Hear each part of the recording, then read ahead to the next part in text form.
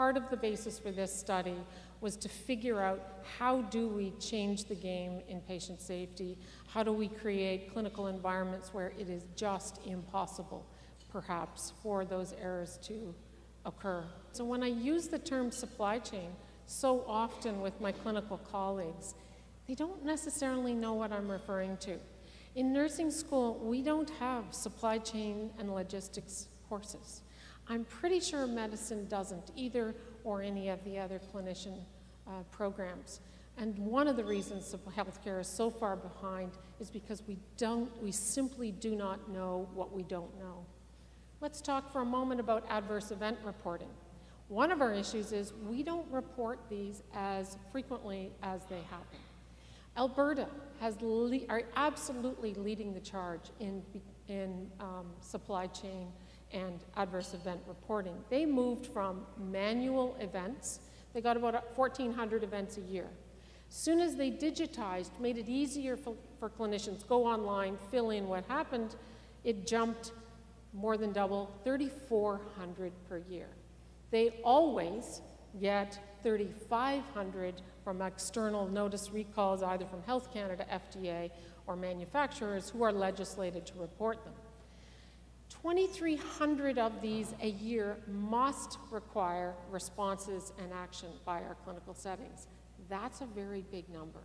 So when we move from manual to digital and we more than double our adverse event reporting, that would suggest to me it's not about clinicians not being willing to report. It's about creating an environment where it makes it easy to report. What's common in all of the safety events we do have reported, they are not well documented, they are essentially invisible. So what I'm suggesting today is we need to build on the strengths of the work we have done in patient safety in this country. We are one of the most highly educated populations in the world. Our healthcare professionals are sought after worldwide. It's not about the clinician teams. It's about the infrastructure in the environment. When I'm delivering medications to those 8 patients at 8 o'clock in the morning as a nurse, there's an average of 40 to 60 different medications I'm handing out that I scan that ID band for the patient, I scan that medication, and then I instantly get the green light, right medication, dose, time, right patient, or I get the red one that says, no, it didn't scan appropriately, something's wrong, and it proactively lets me know that to prevent the error from happening, not waiting for it to happen, and then figure it out after the fact, which is what we do now. What do I mean by a highly visible healthcare system? A system that first and foremost, and this is for the policymakers in the audience, and thank you so much for joining us, adopt global identification standards, which is essentially the numbers in the barcode. If we have a unique identification number on every product in every clinical setting, it's a global business, we can track it anywhere in the world. Every country I've spoken to have shared with me the single most important step in starting down this road of supply chain transformation in healthcare is that one. Adopt global standards, the only one that's global, that transcends not just health products, but those drugs in retail pharmacies and food and grocery stores, is the GS1 barcode.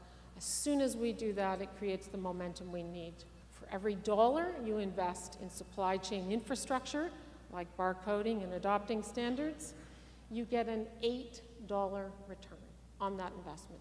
It actually pays for itself, and they haven't yet calculated what savings do we have for all of those errors and adverse events that we're now avoiding.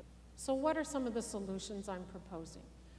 Not shockingly, the very first one is we have to mandate the adoption of global product standards. If we don't do that, we have no global language to identify anything, products, patients, providers, or care processes.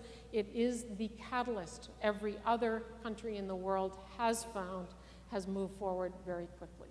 The second thing, invest in those digital scanning infrastructure. Remember, if you're saving $8 for every dollar you're spending, it actually pays for itself. This is a rare statement for a researcher in a healthcare innovation world to make, because usually innovation is expensive.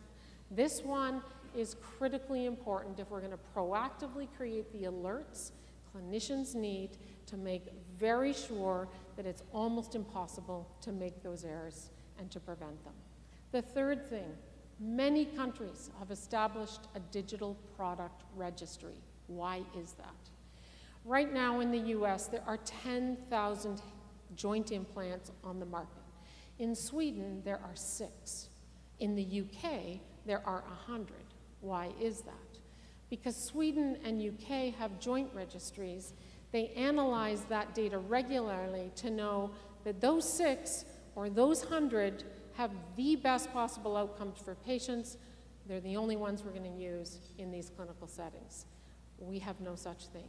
10,000 different joint implants, you have much less of an ability to do so. Number 4, we need a visibility scorecard. How well is your supply chain in these respective clinical organizations and health systems operating? What value does it achieve? Supply chain and logistics is much of the research business schools have been doing for decades.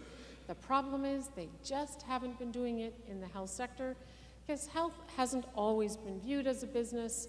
Thank you to the support for University of Windsor, however, they see that as very central.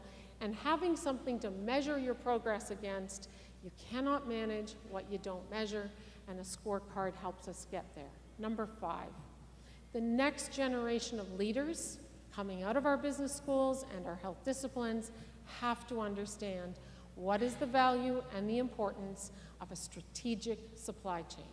If you have a measurement scorecard to do that, all that much better, but preparing the next generation of leaders to work with us, engage our private sector colleagues who've been doing this for decades. 30 years ago, they put a barcode on Wrigley's chewing gum. 30 years later, we're still waiting for the barcode on any health product. For me, that's a little bit of a showstopper. And the last thing, which is uniquely Canadian, although I try not to be uniquely Canadian because we share many more challenges than we're different, but we're a small country. We're 2% of the pharmaceutical market. If we don't align our policy frameworks with other countries, particularly our colleagues in the US, we risk not having these next generation and best available products available to us. The more collaboration we're able to achieve with these countries, the better. And the basis of my talk today is really to invite you, to engage you, and to hope that you'll work very closely with us to making sure that never happens again for any one of those families. Thank you so much for coming today, and I look forward to working with each one of you.